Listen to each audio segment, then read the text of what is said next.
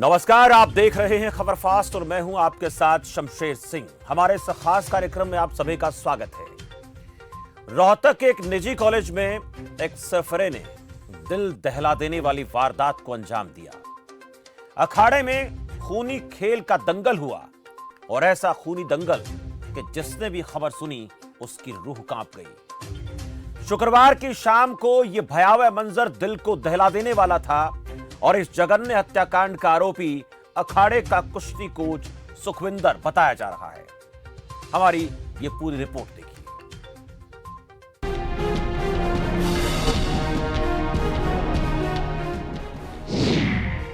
Jat college के अखाड़े में खूनी खेल, दंगल में खौफनाक मंजर, अखाड़े में बिछी लाशें। सिरफिरे ने एक साथ की 5 लोगों की हत्या। आपसी रंजिश में खत्म हुआ परिवार। तस्वीरों में दिखाई इमारत के पीछे बीती रात ऐसा मंजर दिखा जिसको देख कोई भी सहर उठे, रूह थर्रा जाए, हर कोई कांप जाए। हम आपको इसकी तस्वीरें तो नहीं दिखा सकते, लेकिन बाहर जाते इन शवों से आप अंदाजा जरूर लगा सकते हैं कि मंजर कितना खौफनाक रहा होगा। एक के बाद एक 5 लोगों की जान एक सिरफिरे ने ली। अंधाधुंध गोलियों के सामने जो आया मौत की नींद सो गया या फिर जमीन पर ऐसा गिरा कि आह भी न निकली। गोलियों की थर्राहट से गूंजी आवाज जिसके भी कानों तक पहुंची वो जिम्नेजियम की तरफ दौड़ा। सूचना मिली तो अखाड़े के पास सायरन की आवाजें भी गूंजने लगी और पुलिस जुट गई इस खूनी खेल की तफ्तीश में। अब सिलसिलेवार तरीके से समझिए कि हत्याकांड के पीछे विवाद क्या था। दरअसल मनोज मलिक जाट कॉलेज के पास एक अखाड़े का संचालन कर रहा था और इस अखाड़े की हिस्सेदारी को लेकर लंबे समय से उसका आरोपी सुखविंदर के साथ विवाद चल रहा था। आरोपी सुखविंदर इसी अखाड़े में 2 साल से ट्रेनर था, जिसे कुछ दिन पहले ही यहां से हटा दिया गया। इसके बाद दोनों के बीच रंजिश पैदा हो गई और हत्याकांड की भूमिका भी वहीं से तैयार हो गई। 5 लोगों की हत्या का आरोपी सुखविंदर मोर सोनीपत के बड़ौदा का रहने वाला है। इस गोलीकांड में जिनकी जान गई उनमें अखाड़े का एक कोच और उसकी पहलवान पत्नी भी शामिल है। इसके अलावा गोली लगने से कोच का बच्चा और एक अन्य पहलवान गंभीर रूप से घायल है और कुल मिलाकर 5 लोगों की जान इस हत्याकांड में चली।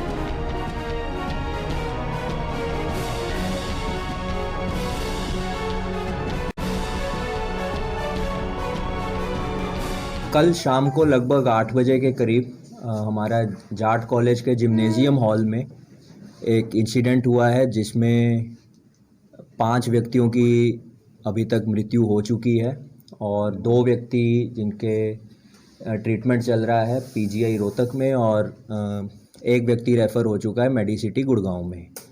अभी तक की जो हमारी प्राइमा फेसी जानकारी एकत्रित हुई है वो ये हुई है कि ये जो 5 व्यक्ति थे ये सभी स्पोर्ट्स पर्सन थे। कुछ कोचिंग का काम करते थे, कुछ स्पोर्ट्स बेसिस पे रेलवेज़ और अन्य विभागों में सर्विस करते थे।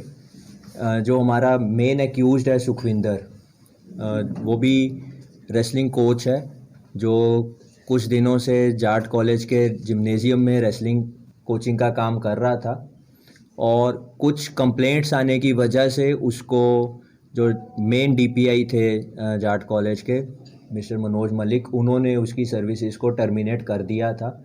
प्राइमा फेसा यही पता चला है कि इसी रंजिश की वजह से उसने कल यहाँ पर आकर इस घटना को अंजाम दिया है। ये बहुत सीरियस इंसिडेंट हुआ है यहाँ पर क्राइम का। इसमें हमारी रोहतक पुलिस की, एसटीएफ की और बाकी डिस्ट्रिक्ट्स की पुलिस भी इस इंसिडेंट को और इस एक्यूज को नैप करने के लिए लगातार एफर्ट्स कर रही हैं। साथ ही साथ मैं आपको बता दूं कि ये वारदात किस लिए हुई, क्यों हुई, इस सब का जो खुलासा है पुलिस करने वाली है। किस तरह से क्या खुलासे होंगे, जांच चल रही है। कई टीमों का पुलिस ने हालांकि गठन किया है, अलग अलग तरीके से जो उनकी जांच कर रही है। कब तक ये जांच सुलझेगी ये देखने वाली बात होगी। जितेंद्र पांचाल, खबर फास्ट न्यूज़, रोहतक।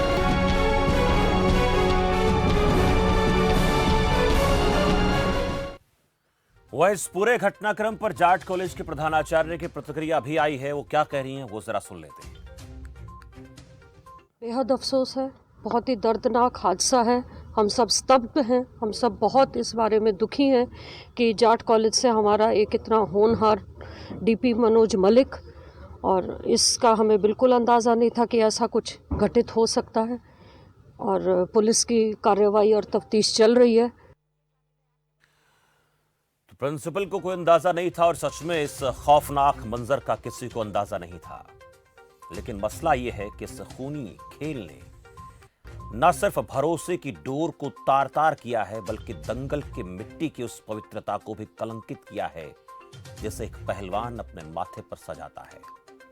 वो मिट्टी जिसे वो मां की तरह पूजता है। जिस देश में अखाड़ों को पूजने की परंपरा रही हो, वहां पर सुखविंदर जैसे दुर्दांत आरोपी ने हमारे देश के पहलवानों की आत्मा पर आघात किया है, जो अक्षम्य है, जिसे माफ नहीं किया जा सकता। लेकिन देर सबेर दुख के इस भारी बोझ से हम बाहर निकल जाएंगे। लेकिन ऐसा काला पृष्ठ हमें फिर कभी ना पड़ना पड़े, उस पर तो बात होनी चाहिए। और इसी पर बात करने के लिए आज हमने कुछ मेहमान हमारे पैनल में रखे हैं। उन मेहमानों से आपका परिचय मैं पहले कराऊंगा और उसके बाद इस पूरे घटनाक्रम पर बातचीत करेंगे।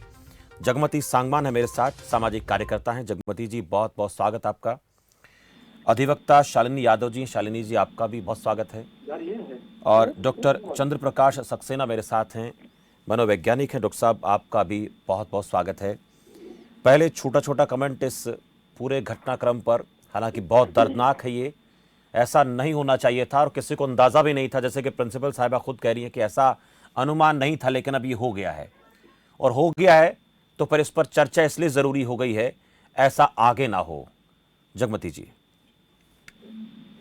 जी, ये जो पूरा घटनाक्रम है, जैसे आपने भी कहा कि बहुत ही दुखद है। 5 जानों का बेशकीमती जाने इस तरह से चले जाना और भी लोगों का संगीन अपराधों में शामिल होना इस तरह के। और हमें ये लगता है कि कुछ खेल जगत के लिए उभरती हुई प्रतिभाएं भी थी जो इसके साथ खत्म हुई हैं जी। और हमारा हरियाणा क्योंकि खुद खेल संस्कृति के लिए और खेलों की प्रतिभाओं के लिए इसकी पहचान है, वहाँ अखाड़े एक के बाद एक हमारे शहर में ही ये सामने आई है। और हमें ये लगता है कि पिछले दिनों जिस तरह से हरियाणा के खिलाड़ियों ने मेडल्स जीते, तो ये खासतौर पे कुश्ती का खेल जो है वो लड़के लड़कियों में बहुत ज्यादा लोकप्रिय हुआ है। और उसके हिसाब से जो इंफ्रास्ट्रक्चर और जो कोचिंग और सब कुछ जो होना चाहिए सुविधाएं, वो शिक्षा जगत की तरह से खेलों में भी बहुत सारी एकेडमीज जैसे उभर के आई है। और उनका जो रेगुलेशन है उसकी जरूरत है असल में, कि जहाँ पे इतने सारे मतलब तरह के गतिविधियां इन्वॉल्व है और उनको रेगुलेट करना, उसमें खिलाड़ियों को भी बहुत तरह की समस्याओं का सामना करना पड़ता है। खेलने के स्टैंडर्ड, रहने के स्टैंडर्ड, और फिर जो इनसे जुड़ा हुआ लालच जो है, पैसा कमाने का लालच जो है, वो बहुत बड़ा लिंक जिस तरह से ये घटना है इसके साथ भी जुड़ा हुआ नजर आ रहा है। और खास तौर पे इस घटना में देखते तो प्रिंसिपल साहिबा कह रही है कि उनको भी अंदाजा नहीं था जस्ट कॉलेज के साइड में वहाँ पे क्या चल रहा है। तो ये जो अनभिज्ञता है इनके अंदर का जो पूरा जगत है, खेल अकेडमीज के अंदर का कॉम्पिटिटिव और एक दूसरे के साथ मतलब खास तौर पे जो लड़की महिला खिलाड़ी जो है उनके सेक्सुअल एक्सप्लॉयटेशन की भी बहुत ज्यादा यहाँ पे स्पेस रहती है। तो इनके लिंकेज जो है, एक तो मुझे लगता है कि ये जो लालच पैसा अवैध रूप से कमाने का और फिर उसके ऊपर कब्जाने का, और दूसरा ये इस तरह की एक्सप्लॉयटेशन लड़कियों के सेक्सुअल उसका भी, और तीसरा ये है कि खुद खिलाड़ी जब मेडल्स लेके आते हैं तो उनके ऊपर कोचेज किसका नाम किसके साथ जुड़ेगा, इस तरह के भी बहुत सारे विवाद जो है वो पिछले दिनों सामने आए हैं।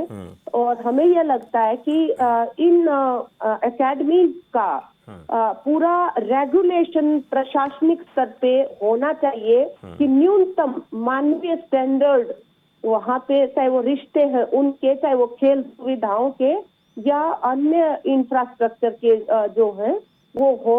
ये अर्जेंट एक काम यहाँ से निकल कर आता है और हमारे समाज के लिए भी इसमें बहुत बड़ी चुनौती है कि इतना एक्सट्रीम स्टेप, मतलब 5-5 लोगों की जान देने वाला इस तरह की प्रवृत्तियां बढ़ रही है हमारे नौजवानों में, तो हमें भी जरूर सोचना पड़ेगा। बिल्कुल, बहुत ऐसा प्रसंग है, ऐसी घटना है जिस पर सभी को सोचने की जरूरत है। लेकिन ये अपराध किस प्रकार का होता है, एक साथ 5 लोगों की हत्या कर देना और ऐसे व्यक्ति की तरफ से इस प्रकार की घटना को अंजाम देना जिस पर वहां के खेलने वाले और उदीयमान खिलाड़ी भरोसा करते हैं, भरोसे को तोड़ा है।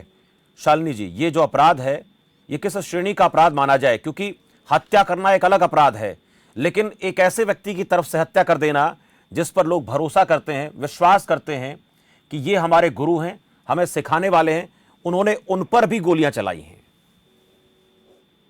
जी शमशेर जी, देखिए ये हेनस कैटेगरी के क्राइम में आएगा जी, क्योंकि एक साथ उन्होंने 5 लोगों के ऊपर गोलियां चलाई हैं और हत्या की है। और जहाँ तक मैंने आपकी बात सुनी है वहाँ पे अभी भी इनमें से कुछ हैं जो जिंदा हैं। एनिमिटी जो थी, जो दुश्मनी थी, वो प्राइमरीली मनोज जी के साथ थी, लेकिन उसके साथ साथ उन्होंने उनकी वाइफ को भी मारा है और जो वहाँ पे बाकी विटनेसेस थे उनको भी मारा है। डिस्ट्रक्शन ऑफ एविडेंस भी है। तो ये हेनस कैटेगरी के क्राइम में आता है। इसमें पर्सनल एनिमिटी है, वो किस लेवल तक चली गई, जैसे जसमती जी भी बता रही थी कि इसमें जो अखाड़ों को लेके रेगुलेशन का या लालच का जो एक एंगल है वो भी है। तो ये सारी चीजें पुलिस एक्सप्लोर करेगी। आपके पास आपके चैनल पे एक मनोवैज्ञानिक बैठे हैं, वो भी इस चीज के बारे में बात करेंगे कि उनकी मानसिक स्थिति क्या थी। जो आप बात कह रहे हैं वो बिल्कुल सही है कि एक बहुत जिम्मेदार इंसान जिसे माना जाता है कि वो एक कोच थे, तो बाकी स्टूडेंट्स जो होंगे उनके और जो कॉलेज के थे, जाट कॉलेज के अंदर हुआ है, तो उनको किस पेडेस्टल पे स्टूडेंट्स रखते होंगे, उनसे बहुत कुछ सीखते होंगे। तो इस तरह का उनका ये वारदात को अंजाम देना स्टूडेंट्स पे, उनके मेंटल आउटलुक पे क्या असर छोड़ता है, ये एक बहुत बड़ा सवाल है। ये एक बहुत बड़ा सामाजिक सवाल भी है। जब आज एक्चुअली हर जगह पे, हर स्तर पे हम देखते हैं कि एक जो हमारा एक आप अग्रीमेंट मान लीजिए, एक सोशल कॉन्ट्रैक्ट से कहते हैं कि किसी भी स्थिति में किसी भी पद पे जो होता है उसको कुछ गरिमा से, पद की कुछ गरिमा होती है, उसको मेंटेन करना पड़ता है, कुछ रूल्स होते हैं, कुछ वैल्यूज होते हैं, वो पूरे सोशल स्ट्रक्चर में ही टूटा जा रहा है।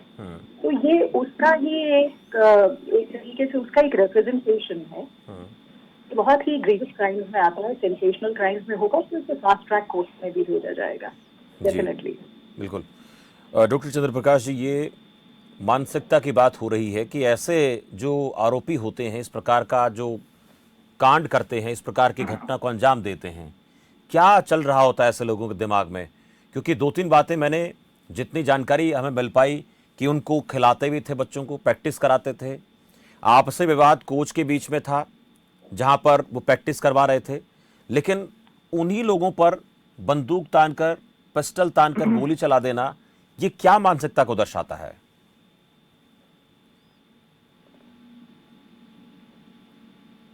चंद्रप्रकाश जी, मेरी आवाज सुन पा रहे हैं? हाँ जी सर। जी शमशेर जी। हाँ, मैं ये कह रहा था कि इस घटना में जो भी लोग इन्वॉल्व हुए, ये इनका जो इतिहास है या जो वर्तमान है वो खेल से जुड़ा हुआ है। और बतौर खेल मनोविज्ञान हमें ये जानना चाहिए कि आवेग और आवेश की कोई सीमा नहीं होती है। ये जो आवेश था ये उनका एक प्रत्युत्तर था, यानी कि प्रतिक्रिया थी। अब प्रतिक्रिया सदैव तब होती है जब क्रिया होती है। तो प्रथम दृष्टया जब आप किसी बिंदु पे गौर करेंगे सिलसिलेवार तरीके से, तो हमें ये पता चलेगा कि किसी क्रिया की प्रतिक्रिया में ये कार्य किया गया है। अब इस प्रतिक्रिया के लिए वो क्या क्रिया थी, या ये लोग किस रूप में एक दूसरे से जुड़े हुए थे, जितना मैंने अभी इस घटना को समझा है आप लोगों के माध्यम से और आज दैनिक जागरण में जो मैंने खबर पढ़ी है, तो उसमें ये एक आवेश का फैसला था। और उस एक्यूज्ड ने, जो मुख्य अभियुक्त है, उस मुख्य अभियुक्त ने इस घटना को अंजाम देने के बाद जो गोलियां बराबर चलाता रहा है और उन खिलाड़ियों को भी उसने नहीं छोड़ा है, वो उसने साक्ष्य को मिटाने की हैसियत से काम किया है। वो नहीं चाहता था कि इस घटना का कोई साक्ष्य मौजूद रह जाए, क्योंकि उसकी जो रंजिश थी वो अपने सहकर्मी या सहसाथी के साथ थी जो दूसरे कोच थे। और यहाँ वर्चस्व का मामला भी सामने आ रहा है। सिर्फ खेल मनोविज्ञान या खेल या जीत या हार का फैसला तो हो नहीं रहा था। यहाँ पे वर्चस्व की लड़ाई थी, आधिपत्य की लड़ाई थी। और इस आधिपत्य और वर्चस्व की जंग में उसने आवेश में एक फैसला ले लिया और जितने लोग उसके प्रत्यक्षदर्शी थे सभी को उसने मिटाने की पूरी कोशिश करी। लेकिन चूंकि वो पेशेवर हत्यारा तो था नहीं, तो इस वजह से उससे जो घटना उसने पूर्ण रूप से अंजाम देने की कोशिश करी। लेकिन कुछ लोग जो लोग बच गए हैं वो इस घटना का जब गवाही देंगे तो ये बात पूर्ण रूप से खुलेगी कि वो घटना के समय क्या वाद विवाद हुआ था, किस रूप में उस घटना का एक अंजाम दिया गया और इसके पीछे की जो रंजिश थी उसके विषय में वो प्रकाश डाल पाएंगे। तो ये मुद्दा कुछ ज्यादा अच्छे से खुल पाएगा। जी, स्पष्ट होगा। जो लोग घायल हैं उनकी हालत सुधरेगी, उनसे पुलिस बयान लेगी। जगमती जी, एक चीज़ हम देख पा रहे हैं, जब इस प्रकार की घटनाएं समाज में घटित होती हैं तो एक भरोसा, एक विश्वास टूट जाता है और उस भरोसे को फिर से कायम करना बहुत मुश्किल हो जाता है। ये जो भरोसा है हमारी खेल पर, हमारी परंपराओं पर, हमारे आदर्शों पर, उसको कैसे हासिल किया जाएगा? क्योंकि घटना घटित हुई है, इसका आक्रोश रहेगा और उस आक्रोश से लोगों के दिमाग में एक बात चली गई है कि इस प्रकार की घटनाएं अगर वहां पर होंगी तो हम बच्चों को कैसे वहां पर भेजें खेलने के लिए, प्रैक्टिस के लिए, कैसे इससे हम बाहर निकल पाएंगे? जगमती जी, चलिए संपर्क टूट गया है। शालिनी यादव जी मेरे साथ हैं। शालिनी यादव जी, ये बहुत जघन्य किस्म का अपराध है, लेकिन इस प्रकार के अपराधों पर अगर अंकुश लगाना पड़े, अंकुश लगाया जाए, क्या होना चाहिए आपके हिसाब से? किस प्रकार की इस मुकदमे की, इस पूरे मामले की पैरवी होनी चाहिए ताकि लोगों में एक मैसेज ऐसा जाना चाहिए कि लोगों का भरोसा, विश्वास भी बना रहे अपने गुरुजनों पर, अपने कोचेस पर या जो हमारे केयर टेकर उन पर, और इसके साथ साथ लोगों को, ऐसे आरोपी, ऐसे अपराधियों को ये भी पता चले कि हाँ वाकई में बहुत बेहतरीन सजा इसको सुनाई गई है। शमशेर जी, देखिए अभी डॉक्टर साहब बात कर रहे थे कि प्रोवोकेशन की बात कर रहे थे, यानी उसका जो इमीडिएट कॉज था वो क्या था, कारण था वो क्या था जो उन्होंने ये आवेश में आके इस तरह का उन्होंने स्टेप उठाया। लेकिन प्रोवोकेशन जो था लीगल पॉइंट ऑफ व्यू से अगर हम देखेंगे तो प्रोवोकेशन जो है वो इमीडिएट प्रोवोकेशन, एकदम अब्रप्ट प्रोवोकेशन नहीं था। वो मेरे ख्याल से जो खबरें हमने भी सुनी है उनके अकॉर्डिंग यही था कि शायद उनको निकाल भी दिया गया था उनके कोच के ओहदे से। तो इस चीज का उनके अंदर बहुत रोष था। लेकिन उनके पर्सनल सर्कमस्टेंसेस क्या थे, उनकी पर्सनल दुश्मनी क्या थी, इन कारणों को लेके थी उनके साथ, और उसके अलावा क्या उसमें वो अकेले पड़ गए थे, क्या एक तरह का गैंगिंग अप था उनके अगेंस्ट, ये बहुत सी चीजें जो आएंगी। लेकिन इस तरह की क्राइम्स समाज में तब होते हैं जब आसपास की बहुत ज्यादा एक हेल्पलेसनेस का माहौल होता है और एक तरीके से कहीं इंसान को ये लगता है कि मुझे कोई और तरीके से न्याय नहीं मिलेगा और मैं ये करके शायद, मेरे ख्याल से इस तरह का क्राइम करने में, मानसिकता की जहाँ तक बात है तो उस इंसान को शायद ये वो उसकी सोच ये नहीं थी कि मैं ऐसा करके निकल जाऊंगा और मुझे कुछ नहीं होगा, वरना वो बाकी बिजनेसेस को डिस्ट्रॉय करने की कोशिश नहीं करता। लेकिन अगर एक बहुत स्ट्रॉन्ग मैसेज जाना है तो सबसे पहले हमारा रोल यहाँ पुलिस का आता है, जो कि उन्होंने जैसे SIT अभी फॉर्म की है कि जल्द से जल्द खुद जो IG रेंज है वो इस कमेटी में बैठते हैं, उसकी पूरी जिम्मेदारी लेते हैं कि जल्द से जल्द इसके जो अक्यूज हैं उनको पकड़ा जाए और फास्ट ट्रैक कोर्ट के लिए फटाफट अब ऐसे सेंसेशनल केसेस में 60 दिन के अंदर अंदर चार्जशीट उनको फाइल करनी होगी। फोरेंसिक लेबोरेटरी जल्द से जल्द उनको इसके ऊपर अपनी रिपोर्ट पेश करनी चाहिए ताकि केस जितनी जल्दी से जल्दी प्रोसीड हो सके, जितनी से जल्दी कोर्ट में पहुंच के उसकी हियरिंग हो सके और जजमेंट दिया जा सके।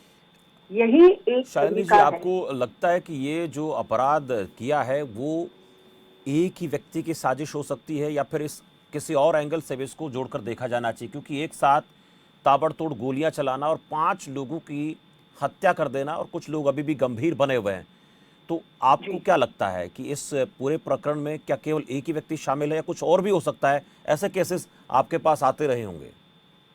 शमशेर जी, देखिए, ऐसे केसेस में पुलिस जरूर ये पता लगाने की कोशिश करेगी कि क्या वो अकेले थे जिन्होंने इसको अंजाम दिया या इसके लिए जो प्लानिंग की गई उसमें और भी लोग इन्वॉल्व थे, तो उसमें क्रिमिनल कॉन्स्पिरेसी का भी केस बनेगा अगर बाकी लोग इन्वॉल्व होंगे।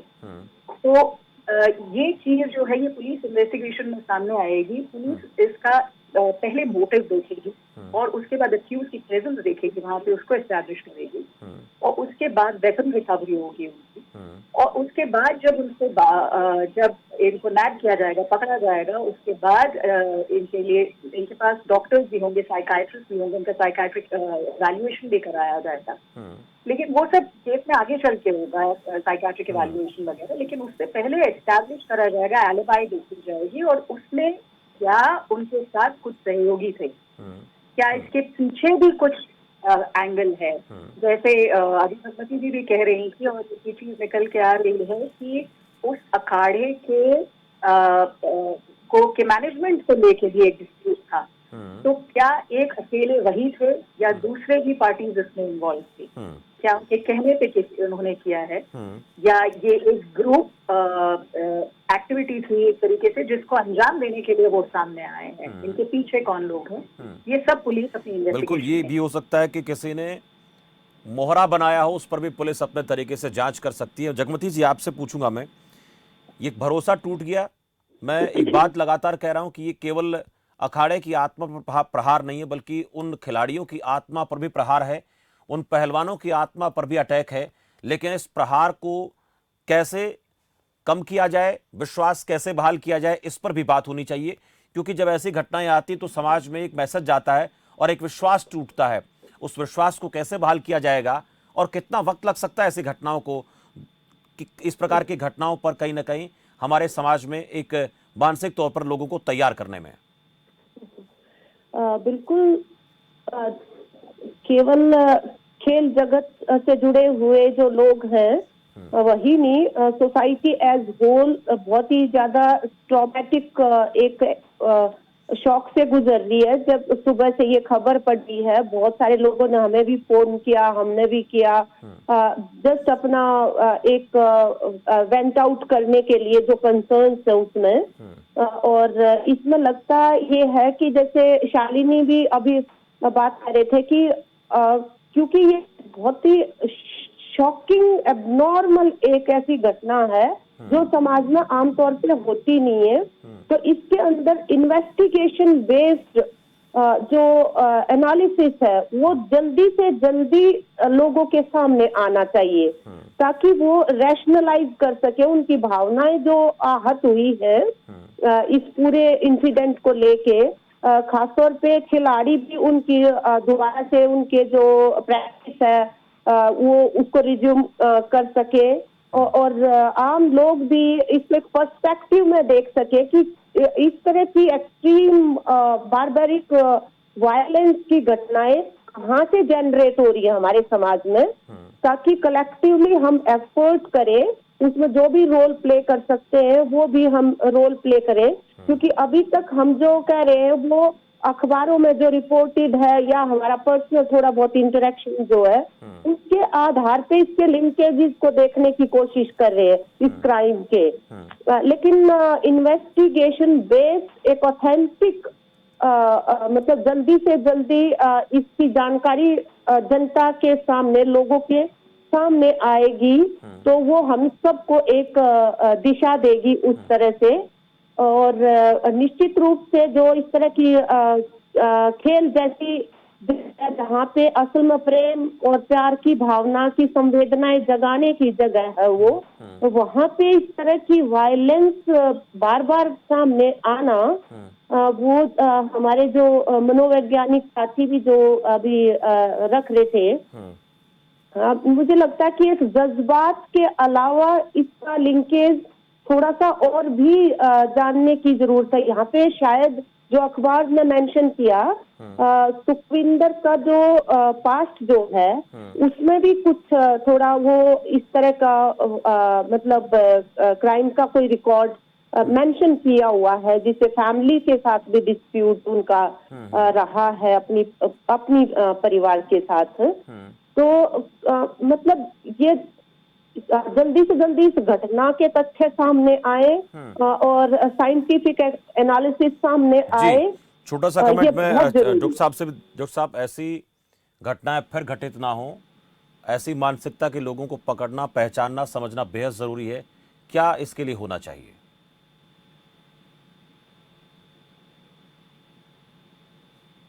चंद्र प्रकाश जी। हाँ, हेलो शमशेर जी, आपका सवाल जो है वो भविष्य को लेके है। जो भविष्य होता है कि दोबारा ऐसी घटनाएं ना हो, ये हमारा भविष्य का सवाल वर्तमान पे आधारित होता है और वर्तमान हमेरा जो होता है भूत पे आधारित होता है। तो क्या होता है कि जब कोई इस तरीके की घटना घटित होती है समाज में, तो हम सब लोग उसका विश्लेषण करने लगते हैं और कभी भी जब इस तरीके की घटना को अंजाम देने के लिए कोई तैयार हो रहा होता है, उसकी मन स्थिति बदल रही होती है या वो मानसिक दौर्बल्यता के रोग से गुजर रहा होता है या मनोविदिलता के लक्षण उसमें दिखाई देते हैं, तो हम सामाजिक रूप से उसको कभी ये एहसास नहीं कराते हैं कि उसको एक मनोचिकित्सक की जरूरत है। कहीं ना कहीं हमें किसी ना किसी रूप में किसी लेवल पे मनोचिकित्सक की जरूरत होती है या हमें काउंसलिंग की जरूरत होती है। पहले के समय में ऐसा देखा जाता था कि हमारे अक्सर करके गुरुजन या हमारे समाज के बड़े लोग या हमारे परिवार के बड़े मुखिया ये एक अच्छे सलाहकार की भूमिका अदा करते थे। परंतु आज के परिवेश में अगर मैं देखता हूं तो कोई भी व्यक्ति किसी दूसरे व्यक्ति को, चाहे वो कितना ही खास क्यों ना हो, समय देने में हिचकिचाता है। तो क्या होता है कि जब आपस में एक दूसरे से वार्ता नहीं होगी, सलाह नहीं होगी, तो निश्चित तौर पे हम मनोविदिलता के शिकार हो जाएंगे जी। और ये जो घटना हुई है, इसका जिम्मेदार एक व्यक्ति मैं मानता हूं नहीं हो सकता है। कहीं ना कहीं ये प्रोवोक किया हुआ केस लग रहा है, यानी कि हम दो बराबर मतों में परस्पर समस्या थी।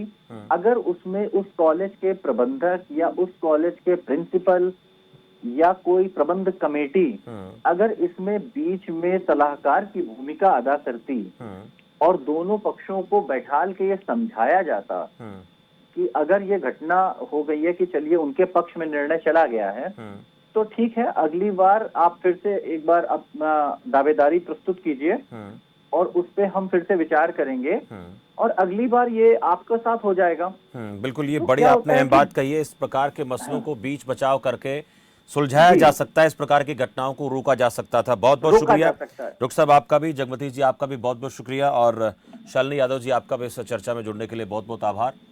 रोहतक में जिस तरह से गोलीकांड हुआ, हत्याकांड हुआ, उसके बाद कई सवाल खड़े हो रहे हैं कि हत्या आरोपी ने इस घटना को अंजाम दिया क्यों, क्या इस पर रोक लगाई जा सकती थी, जो विवाद था उस विवाद को पहले सुलझाया जा सकता था, इस पर राय दी। लेकिन इसके साथ साथ ये भी समझना जरूरी था कि जो लोग इस प्रकार की घटनाओं को अंजाम देते हैं उससे हमारे समाज पर क्या असर पड़ता है, लोगों की मानसिकता पर क्या असर पड़ता है, उसको भी समझना बेहद जरूरी है। अब एक घटना घटित हुई है, पुलिस इस पूरे मामले की जांच कर रही है। जांच में जो कुछ निकलकर सामने आएगा वो सब देखेंगे, लेकिन आगे ऐसा ना हो इससे हमें सबक लेना बेहद जरूरी है। फिलहाल इस चर्चा में इतना ही। मुझे दीजिए इजाजत और आप देखते रहिए खबर फास्ट। नमस्कार।